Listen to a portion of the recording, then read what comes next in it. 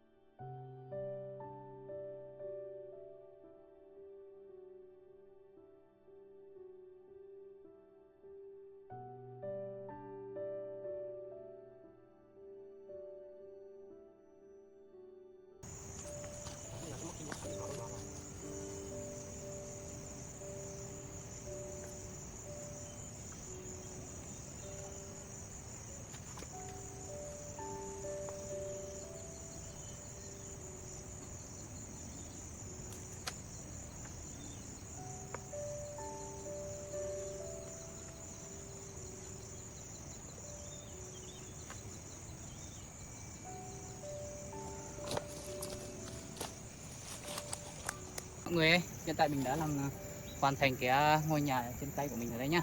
Đấy, mọi người hãy theo chân mình để đi vào bên trong thì nó sẽ như nào nhá. Nó như bập bênh luôn các bạn ạ. Đây các bạn nhá, cầu thang của mình. Đấy, cầu thang để leo được lên nhá.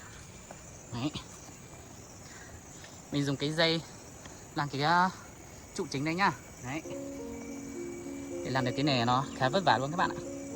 Được cái này nó rất là bập bênh luôn. Đấy. Bập bênh như này nhưng mà nó chắc chắn lắm.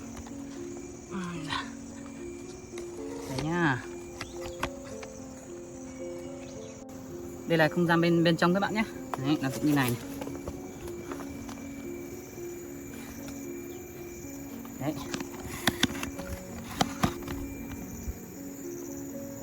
Đây các bạn nhá.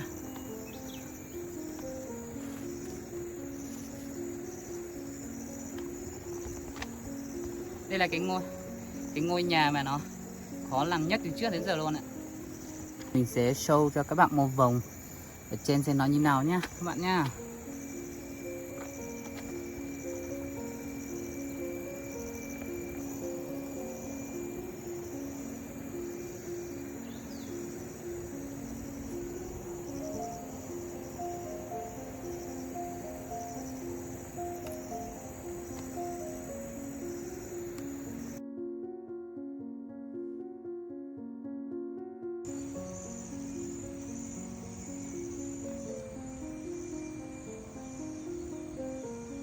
Mọi người ơi, bây giờ mình sẽ đi kiến xem xung quanh này có cái gì để ăn không nữa các bạn nhé.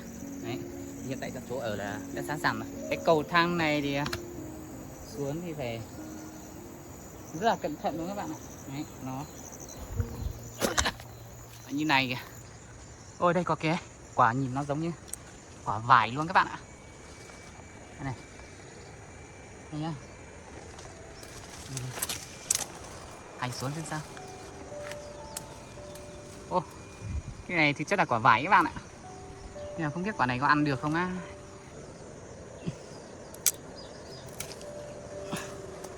Đây các bạn ạ. Nó quả vải thật các bạn ơi. Ở đây nó có quả vải nữa ta. Đây nhá.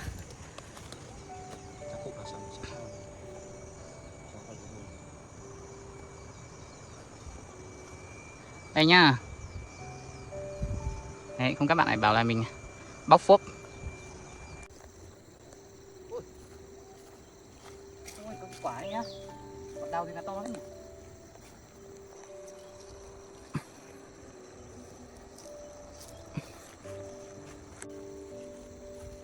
Hai quả ấy.